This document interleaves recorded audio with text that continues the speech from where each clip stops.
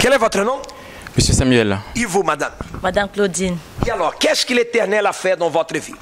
L'Éternel a fait des grandes choses dans ma vie. L'Éternel m'a béni, l'Éternel m'a guéri, l'Éternel m'a donné tout ce qu'il fallait. Je suis rentré ici en France.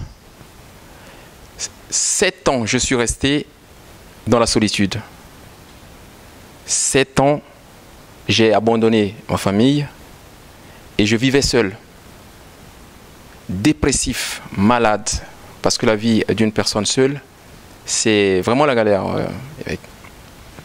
Alors donc, j'ai déposé une demande de regroupement familial. Le temps déjà, quand je suis rentré, j'ai passé 2 ans à chercher le papier. On m'a donné le papier de 10 ans. Après les 10 ans, il fallait faire entrer ma famille. J'ai déposé une demande de regroupement familial qui a demeuré sans suite pendant 5 ans. Donc ce qui dit 2 ans que j'avais pour avoir le papier et 5 ans, ce qui fait au total 7 ans dans la solitude.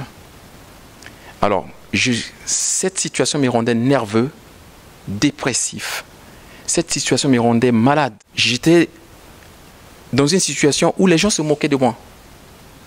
Du moment où les démarches ne marchaient pas, les gens se disaient, bon mais si ça ne va pas, il faut aller chez les marabouts, hein, il faut aller chercher parce que c'est comme ça. Mais dès que j'ai reçu cette invitation, je suis venu au centre d'accueil universel. J'ai essayé à parler avec le pasteur de tout ce qui m'est arrivé. Et il m'a dit, monsieur, persévérez seulement. Cherchez la force de Dieu, la force divine, dans les chaînes de prière. De toujours venir à l'église, participer à des propos, et Dieu va ouvrir les portes. Et j'ai agi la foi de la même façon que le pasteur m'avait dit, j'ai mis en pratique. Après quelques jours, j'ai reçu un courrier qui me disait monsieur, nous avons envoyé un courrier au consulat à Bangui pour pouvoir donner des visas à votre famille. Et dès que j'ai reçu ce courrier, je suis venu voir le pasteur. J'ai présenté ce courrier au pasteur. Le pasteur m'a dit, persévérez, monsieur. Si Dieu vous a donné le visa, et Dieu va toujours faire le reste. Et j'ai dit au pasteur, Dieu m'a donné ce visa. Mais je ne sais pas combien je vais avoir. Je n'ai pas d'argent pour pouvoir payer les billets. Parce que mon épouse et les 3 enfants, ça me fera 4 billets. Je n'aurai pas d'argent. Le pasteur m'a juste dit, si Dieu a ouvert les portes pour les visas, n'est-il pas possible pour lui de vous donner les billets? J'ai saisi cette parole, ça m'a fortifié. Et là maintenant, j'ai persévéré dans tout ce que je faisais. Au même moment, il y avait la campagne d'Israël. En ce temps-là, j'ai saisi l'opportunité maintenant pour pouvoir participer à cette campagne d'Israël. Comme ce que j'avais ne pouvait pas payer le billet des 4 personnes pour pouvoir venir, j'ai dit, Seigneur, je dépose tout sur ton autel et je me mets à ta dépendance. Et je sais que si tu as ouvert les portes pour les visas, tu vas ouvrir les portes pour les billets. Mais c'était l'argent pour le billet. C'est l'argent que j'avais. Mais ça ne pouvait pas payer ces billets. Alors tout cet argent, j'ai dit, je dépose tout. Le salaire que j'avais pris, j'ai déposé sur l'autel pour pouvoir attirer l'attention de Dieu sur l'importance de ce que je souffrais. Et c'est ce que j'avais fait. Alors donc j'ai cru à cela et j'ai sacrifié ma première campagne d'Israël. Et c'est ce qui a ouvert toutes les portes. Après cette campagne d'Israël, il y avait une pensée qui me disait, appelle l'OIM, l'Organisation internationale de migration, pour pouvoir te renseigner. C'est là que j'ai appelé, j'ai pris le courage d'appeler J'ai demandé, j'ai vu, j'ai cherché le numéro, j'ai appelé. Et quand j'ai appelé, j'ai retrouvé une dame qui me disait, monsieur, tout ce que vous m'avez raconté, pour faire venir votre famille, il faut payer les 3/4 de billets avant de les faire venir. Bon, en ce temps, je n'avais rien. J'avais déjà déposé sur l'autel de Dieu et j'ai mis Dieu à l'épreuve. Je ne pouvais rien faire. J'avais rien. Et j'avais pas de position, il n'y avait rien. Donc j'étais là. Or, si le visa est déjà accordé, il faut 3 mois, il faut faire rentrer la famille. Si la famille n'est pas rentrée, le visa sera annulé. Alors donc, dans ce même temps, j'étais là. Je venais à l'église, je rentrais, je priais.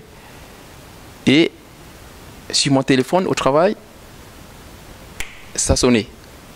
Il y a une dame qui me dit, monsieur, c'est monsieur Bekpa? Oui, c'est monsieur Bekpa. Alors nous avons déjà faxé vos billets, le billet de votre famille dans votre pays. Alors appelez-les plus vite et dites-leur d'aller à Air France, à l'agence, pour pouvoir récupérer ces billets parce qu'ils doivent voyager dans 2 jours. J'étais sauté de joie. J'ai dit, le feu de Dieu est tombé. Là, j'ai vu la main de Dieu. Alors donc, je suis venu voir le pasteur. Et le pasteur, j'ai reçu un coup de fil que les billets ont été déjà accordés. Mais sans avoir déboursé ni un centime. Sans avoir déposé 1 centime pour ces billets. Et 2 jours après, ma famille est rentrée en France. Dès que je suis arrivée, mon mari m'a ramenée directement à l'église. Et depuis ce temps, depuis qu'on était arrivé le 24 décembre 2006, on est là. Ça fait 5 ans, toujours dans l'église, toujours. Et après, Dieu m'a trop béni parce que quand je suis arrivée, 3 mois, j'ai déjà ma carte de 10 ans. Et après, j'ai mon boulot. Je travaille avec les enfants à l'école et Dieu m'a béni dans mon travail. Toujours, j'avance quoi. Donc, je voulais remercier Dieu par rapport à tout ce qu'il a fait dans ma vie. Alors, Dieu m'a béni aussi professionnellement. En fonction de cette bénédiction professionnelle, avant, j'habitais dans un logement insalubre, 12 mètres carrés, évêque. Et dans ce logement que j'habitais avant que ma famille n'arrive, une maison où on trouvait des cafards. J'étais comme si c'était pas vraiment à dire. Mais aujourd'hui, j'ai un terrain de 772 mètres carrés et que je suis en train de construire une maison, un pavillon de 6 chambres. Dieu m'a béni énormément. Je suis à l'église depuis 2002. Presque 10 ans et jamais je n'ai raté aucune campagne d'Israël. Parce que je sais que la campagne d'Israël, c'est le seul moyen de pouvoir attirer la vie, attirer l'attention de notre Seigneur. Toujours avec la foi. Toujours avec la foi. Sacrifice. Parce que sans le sacrifice, on ne pourra pas ouvrir les portes. Sans sacrifier, nous ne pourrons pas changer notre vie. Si le Seigneur a sacrifié, nous devons aussi prendre ce chemin pour pouvoir le faire. Nous savons que c'est plus dur. Mais si nous persévérons dans cela, Dieu ouvre les portes. Et tout ce que je sacrifie, Dieu me rend multiplié. Il a multiplié ma famille pour être là. Il a multiplié mon travail. Il a multiplié ma vie spirituelle aujourd'hui. Je suis comblé de paix, de joie, du Saint-Esprit. Au niveau matériel, aujourd'hui, il a multiplié, j'ai des voitures. Il a multiplié que j'ai des maisons.